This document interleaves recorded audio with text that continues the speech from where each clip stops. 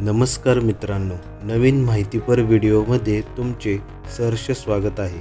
ह्या व्हिडिओमध्ये आपण पुणे जिल्ह्यातील पुरंदर तालुक्यामध्ये कोडीत या गावात असलेल्या श्री कोटेश्वर महादेव मंदिराला भेट देऊन या मंदिराची संपूर्ण माहिती जाणून घेणार आहोत। तेव्हा चला तर मग व्हिडिओला सुरुवात करूया।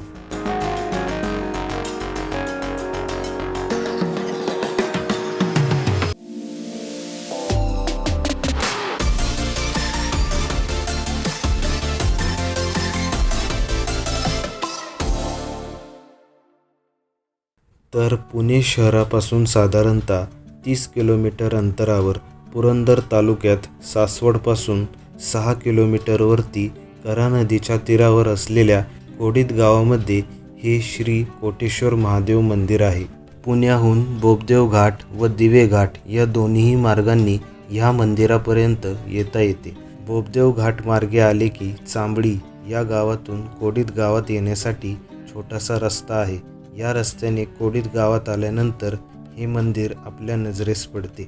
तसेच दिवे घाट मार्गे आले की सासवडमधून बोबदेव घाटाकडे जाणाऱ्या रस्त्याने थोडेसे पुढे आल्यावर डावीकडे कोडीत गाव फाटा येतो। या फाट्यावरून आतमध्ये सासवड खेड शिवापूर हा रस्ता थेट आपल्याला कोडीत गावामध्ये घेऊन येतो। गावातून उजवीकडे काहीच अंतर पुढे गेलं की लगेचच हे मंदिर दिसते। मंदिराकडे जाणारा रस्ता अतिशय सुंदर व निसर्गाच्या सानिध्यातून जाणारा आहे। रस्त्याच्या दोन्ही बाजूला असलेली शेतशिवारं, दूरवर दिसणाऱ्या पुरंदरच्या डोंगर रांगा हे दृश्य मनाला अगदी विलोभनीय असे वाटते। कोडीत गावातून वाहणाऱ्या कऱ्हा नदीच्या तीरावरती पांडवांनी स्थापित केलेले हे प्राचीन श्री कोटेश्वर महादेव मंदिर वसलेले आहे। ह्या मंदिराला पूर्वी कोडेश्वर या नावाने संबोधले जात होते, कारण यामागे एक दंतकथा आहे। ती म्हणजे मंदिरासमोरील पाण्याच्या कुंडामध्ये कोड झालेल्या व्यक्तीने स्नान केल्यानंतर त्या व्यक्तीच्या अंगावरील कोड नष्ट होत असत, कारण की शतकांपूर्वी ह्या कुंडाच्या भोवताली काही औषधी वनस्पती वास्तव्यास होत्या व या वनस्पतींमध्ये हा रोग नष्ट करण्याचा गुणधर्म असावा आणि म्हणूनच या कुंडातील पाण्यात सुद्धा हे औषधी गुणधर्म असावे अशी पूर्वीच्या काळातील लोकांची मान्यता होती। काळाच्या ओघात पुढे जाऊन कोडेश्वर मंदिर हे कोटेश्वर मंदिर बनले। कऱ्हा नदीच्या तीरावर असलेले हे छोटेसे शिवमंदिर पूर्णतः दगडामध्ये बांधलेले आहे व गावाच्या बाहेर असल्याने या ठिकाणी आपल्याला शांतता अनुभवायला मिळते। महाशिवरात्रीला येथे मोठा उत्सव साजरा केला जातो।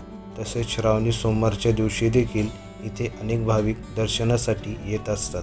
दगडी पायऱ्या चढून मंदिराच्या आत प्रवेश केल्यावर सभा मंडपाच्या मधोमध कासवाची प्रतिमा स्थापित केलेली दिसते आणि डाव्या बाजूला श्री गणेशाची मूर्ती स्थापित केलेली पाहायला मिळते। सभा मंडपातून गर्भगृहामध्ये प्रवेश केल्यानंतर समोरच आपल्याला श्री कोटेश्वर शिवलिंगाचे दर्शन होते। ह्या मंदिराचे एक वैशिष्ट्य आहे, ते म्हणजे प्रत्येक शिवमंदिरामध्ये शिवलिंगाच्या समोर नंदीची मूर्ती स्थापित असते, परंतु या मंदिरात मात्र आपल्याला शिवलिंगासमोर नंदीची मूर्ती स्थापित असल्याचे दिसत नाही। कारण यामागे देखील एक कथा सांगितली जाते। शतकांपूर्वी या मंदिराच्या समोर नंदीची मूर्ती स्थापित होती, परंतु या गावामध्ये एक शिंपी राहत होता आणि तो आपल्याकडील सुयांना धार लावण्यासाठी या नंदीच्या मूर्तीचा वापर करत असे। नंदीच्या मूर्तीवर सुई घासताच ती सोन्याची झाली हे पाहून शिंप्याला आश्चर्य वाटले। तेव्हा नंदीने प्रकट होऊन ही गोष्ट रहस्य ठेवण्याचे वचन शिंप्याकडून मागितले। शिंप्यानेही नंदीला वचन दिले।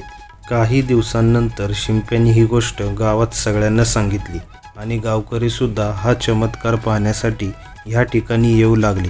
हे सर्व पाहून नंदी खूप रागावला व त्याने मंदिरासमोर असलेल्या कुंडामध्ये उडी मारली आणि तो पाताळात लुप्त झाला।